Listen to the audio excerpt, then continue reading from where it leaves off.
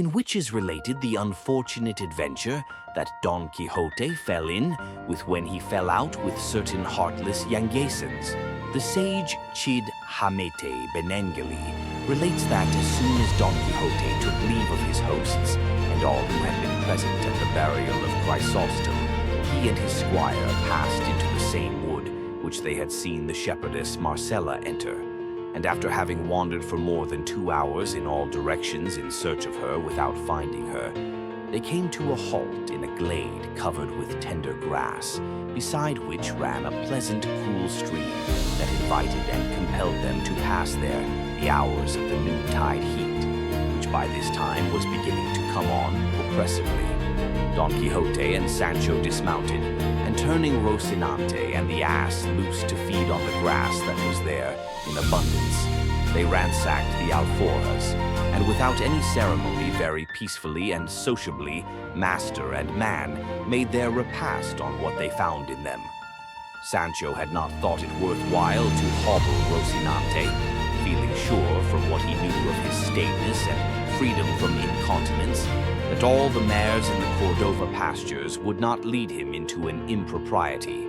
Chance, however, and the devil, who is not always asleep, so ordained it that feeding in this valley there was a drove of Galician ponies belonging to certain Yanguesan carriers, whose way it is to take their midday rest with their teams in places and spots where grass and water abound, and that where Don Quixote chanced to be suited, the Yanguesan's purpose very well. It so happened then that Rocinante took a fancy to disport himself with their ladyships the ponies, and abandoning his usual gait and demeanor as he scented them, he, without asking leave of his master, got up a briskish little trot and hastened to make known his wishes to them. They, however, it seemed, preferred their pasture to him, and received him with their heels and teeth to such effect that they soon broke his girths and left him naked without a saddle to cover him. But what must have been worse to him was that the carriers, seeing the violence he was offering to their mares, came running up armed with stakes, and so belabored him that they brought him sorely battered to the ground. By this time Don Quixote and Sancho, who had witnessed the drubbing of Rocinante, came up panting, and said Don Quixote to Sancho, "So far as I can see, friend Sancho, these are not knights but base folk of low birth. I mention it because thou canst lawfully aid me in taking due vengeance for the insult offered to Rocinante before our eyes." "What the devil vengeance can we take," answered Sancho, "if they are more than 20, and we no more than 2, or, indeed, perhaps not more than 1.5. "I count for 100, replied Don Quixote, and without more words he drew his sword and attacked the Yanguesans, and excited and impelled by the example of his master, Sancho did the same. And to begin with, Don Quixote delivered a slash at one of them that laid open the leather jerkin he wore, together with a great portion of his shoulder. The Yanguesans, seeing themselves assaulted by only 2 men while they were so many, betook themselves to their stakes, and driving the 2 into the middle, they began to lay on with great zeal and energy. In fact, at the second blow they brought Sancho to the ground, and Don Quixote fared the same way, all his skill and high mettle availing him nothing, and fate willed it that he should fall at the feet of Rocinante, who had not yet risen, whereby it may be seen how furiously stakes can pound in angry boorish hands. Then, seeing the mischief they had done, the Yanguesans, with all the haste they could, loaded their team and pursued their journey, leaving the 2 adventurers a sorry sight and in sorrier mood. Sancho was the first to come to, and finding himself close to his master, he called to him in a weak and doleful voice, "Señor Don Quixote, ah, Señor Don Quixote." "What wouldst thou, brother Sancho?" answered Don Quixote in the same feeble, suffering tone as Sancho. "I would like, if it were possible," answered Sancho Panza, "your worship to give me a couple of sups of that potion of the fiery blast. If it be that you have any to hand there, perhaps it will serve for broken bones as well as for wounds." "If I only had it here, wretch that I am, what more should we want?" said Don Quixote. But I swear to thee, Sancho Panza, on the faith of a knight-errant, ere 2 days are over, unless fortune orders otherwise, I mean to have it in my possession, or my hand will have lost its cunning. But in how many does your worship think we shall have the use of our feet? Answered Sancho Panza. For myself, I must say, I cannot guess how many, said the battered knight Don Quixote. But I take all the blame upon myself, for I had no business to put hand to sword against men who were not dubbed knights like myself, and so I believe that in punishment for having transgressed the laws of chivalry, the god of battles has permitted this chastisement to be administered to me.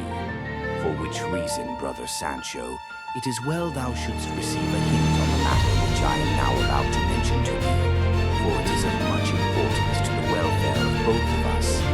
It is that when thou shalt see rabble of this sort offering us insult, thou art not to wait till I draw sword against them, for I shall not do so at all.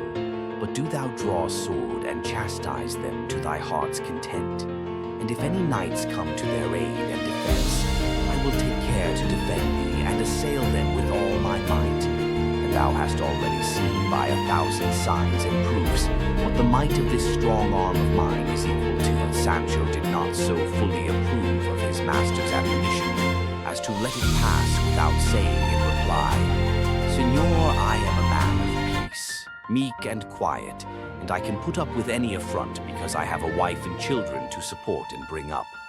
So let it be likewise a hint to your worship, as it cannot be a mandate, that on no account will I draw sword either against clown or against knight, and that here before God I forgive the insults that have been offered me, whether they have been or shall be offered me by high or low, rich or poor, noble or commoner, not accepting any rank or condition whatsoever. To all which his master said in reply, I wish I had breath enough to speak somewhat easily, and that the pain I feel on this side would abate so as to let me explain to thee, Panza, the mistake thou makest. Come now, sinner, suppose the wind of fortune, hitherto so adverse, should turn in our favor, filling the sails of our desires, so that safely and without impediment we put into port in some one of those islands I have promised thee. How would it be with thee if on winning it I made thee lord? Why, thou wilt make it well nigh impossible through not being a knight, nor having any desire to be one, nor possessing the courage nor the will to avenge insults or defend thy lordship.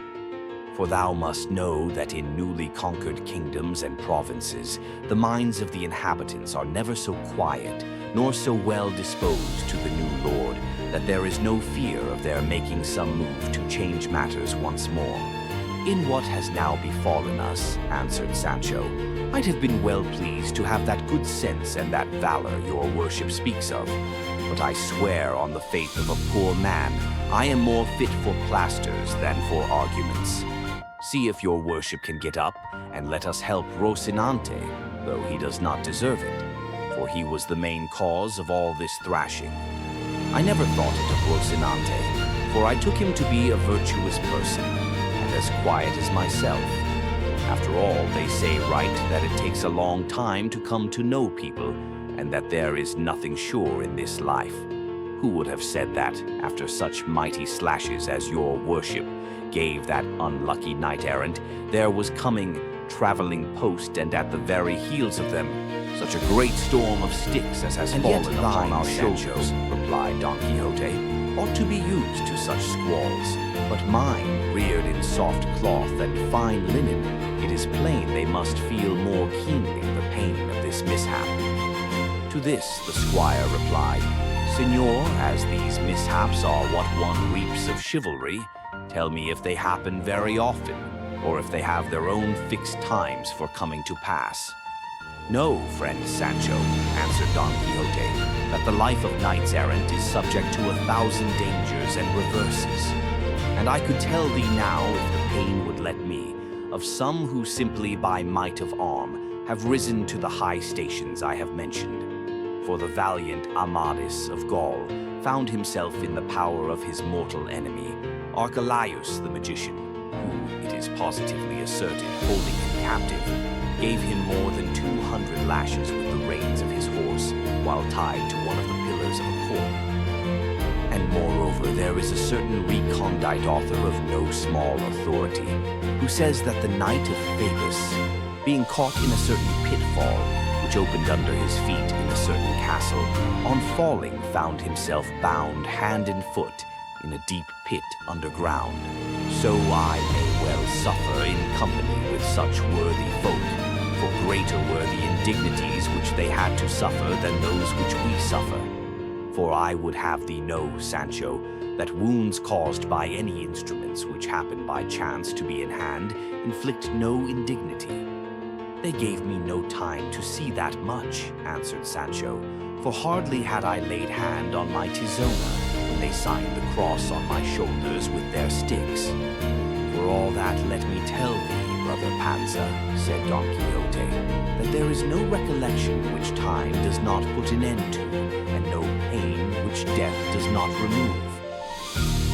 And what greater misfortune can there be, replied Panza, than the one that waits for time to put an end to it, and death to remove it? No more of that. Pluck strength out of weakness, Sancho, returned Don Quixote, and let us see how Rocinante is. There is nothing wonderful in that, replied Sancho, since he is a knight-errant too. Fortune always leaves a door open in adversity, said Don Quixote, and moreover I shall not hold it any dishonor to be so mounted. It may be true, answered Sancho, but there is a great difference between going mounted and going slung like a sack of manure. Wounds received in battle confer honor instead of taking it away. And yet I have heard your worship say, observed Panza, that it is very meet for knights-errant to sleep in wastes and deserts. That is, said Don Quixote, when they cannot help it. But no more of this now, Sancho, and make haste before a mishap like Rocinante's befalls the ass. The very devil would be in it in that case, said Sancho, and letting off 30 oaths, and 60 sighs, and 120 maledictions and execrations on whomsoever it was that had brought him there. To be brief, Sancho fixed Don Quixote on the ass, and secured Rocinante with the leading rein, and taking the ass by the halter, he proceeded more or less in the direction in which it seemed to him the high road might be. And as chance was conducting their affairs for them from good to better, he had not gone a short league when the road came in sight, and on it he perceived an inn, which, to his annoyance and to the delight of Don Quixote, must needs be a castle. Sancho insisted that it was an inn, and his master that it was not one, but a castle, and the dispute lasted so long that before the point was settled, they had time to reach it, and into it Sancho entered with all his team without any further controversy.